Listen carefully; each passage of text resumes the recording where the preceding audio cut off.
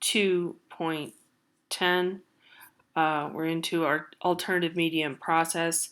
This is Yoko Ono's Wish Tree, and she made a lot of these, and it's an interactive piece where the viewer comes up and writes a wish and then attaches it to the tree. So this is part of her instruction paintings, and you will note that really in the 21st century, but later 20th century too, and this is 2008, we're in the 21st century, but a lot of artists will call something a painting when it's really obviously three-dimensional, but they think of it in a way of as an extension of painting. I have problems with that expression or designation as calling things a painting. I think that's a little odd. But anyway, she also would do, for her instruction paintings, give a set of instructions and then send it to the gallery or museum and have them, workers, have some people put up the painting on the wall as per her instructions. That's an idea from the 60s. Sol LeWitt was another artist that did that. Some of his line paintings or line drawings with tape. So he'd give directions on where to put the tape and how to put it. And they would come out, different kind of each time. Some things were more specific, but in this case, when we're talking about Yoko Ono, she put these in different locations. This one's in Liverpool, but these were done all over the world, and she asked people to attach wishes to the tree. Similar to a Shinto shrine, prayers would be put onto a shrine structure. So that is kind of the connection there in this piece in terms of the visual. So she's an artist working conceptually since the 60s.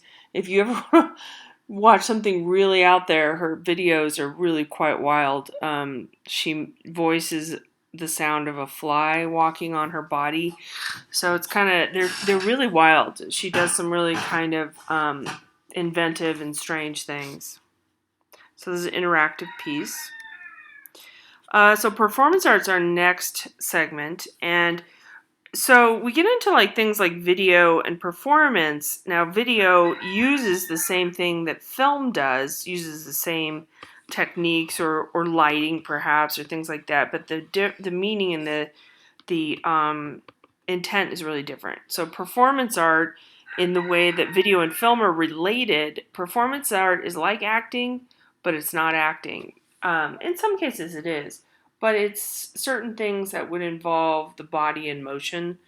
So it's not like traditional theater. There's not an identifiable story, and sometimes it's described as an action as opposed to an acting performance, if that makes sense. So it can occur in a gallery, on a stage, or anywhere in public. Okay, and it's rarely repeated. John Cage is one of our early performance artists, and in his case, it's kind of hard to describe the work. A lot of times he uses silence, where in one case, like he entered into a music hall and he sat, people were in the aisles and he sat on the stage at the piano and didn't touch the piano. And as people were listening, they realized they could hear sirens, or I guess I'm doing one right now if you think about my rooster coming in. But anyway, the incidental sounds were the piece, not the actual playing of the piano. So his thing is a little bit more about silence and some experimental techniques. Chance is his biggest influence, and he gets this in a lot of ways from Zen Buddhism and also some Taoist principles like the I Ching. So stuff is kind of chance. A lot of times he'll have something where you select something randomly, words or phrases and things like that. It's kind of hard to describe his work. It's very ethereal. So unrecorded performance, that happens a lot. It's just a live interaction. It's just a momentary situation, a lived moment. So you think about this idea of this lived moment. So performance is asking you to just be fully present at that time and experience that work in that moment. Very much, I don't know how he would take the selfie generation and the idea of all these photos of everything and documenting everything. Because that is not what he was about. He was about the opposite, just sort of being present and experiencing it and then moving on.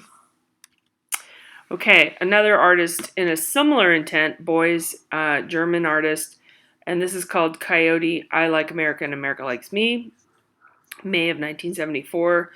And it's Beuys is somebody, it took me a long time to sort of get into his actions and his installations and his work. He is somebody who lived in Nazi Germany. He was in the Hitler Youth, not by his choice, of course, but he grew up in that time, and then he was shot down in North Africa, and some nomads saved him, and they wrapped him in felt. It was very cold and mountainous area. I always pictured it was snow. I don't know if that's actually true.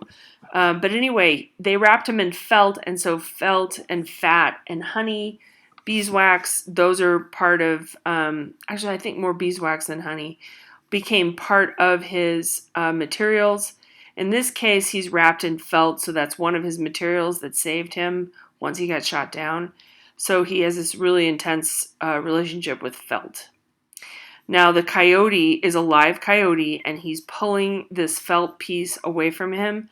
And he's got this cane to sort of protect him, but he never hurts the coyote or smacks it. He just sort of keeps it from biting him. That's his intent. So, coyote's sort of a stand in for America, and he's trying to heal this relationship between the native cultures and the way that the settlers and pioneers and colonists took over and desecrated their land. So that's his idea in this piece. So he incorporates these symbolic elements such as felt in his life, in his work, that happened in life in his work. Sorry, I'm not saying that very well. And so he was in a confined gallery for 5 days, and it was supposed to activate the process of spiritual healing and reconciliation. That's what he's all about on a very deep level. Some of his visuals and some of the things he's actually doing are a little mysterious to us, and he doesn't really explain them fully. He just comes up with this way of interacting, and he just does it. Part of this performance had to do with him flying from Germany that whole time that he flew out, and was picked up at the airport in an ambulance, wrapped him in felt. His feet never touched American soil, excuse me, other than in the gallery. So very heavy duty, very strict guidelines for his ideas, if that makes sense. You can watch, there are videos on him if you wish to watch him. Vito Acconci, I don't know too much about him. But this is the following piece, and he is somebody who would follow just your average person, and he would choose this person randomly, and then he would follow them until they went into a private area. So if they were still walking around on the street, he would follow him. That was the rules that he set up. So when in the 20th century, when things are so wide open and art can be anything, then an artist will come up with some constructs or some limitations to the idea, if that makes sense. So with Joseph Beuys, like, he's not touching his feet on the ground, he's wrapped in felt, he's with the coyote for a set amount of time. With Vito, sorry, I don't know Italian that well, Acconci, he's following this person here, different people in each one of these. He's following this person for a certain amount of time, or sorry, a certain amount of distance until they go into a building. So that's his construct. Once they've gone to a private area, he stops following him. Now, in present day stalking and privacy issues, we kind of find this more aggressive or objectionable, but that wasn't his intent. So it's a conceptual performance that lasted 23 days. He randomly found some people until they went into their house or their place of work or something like that.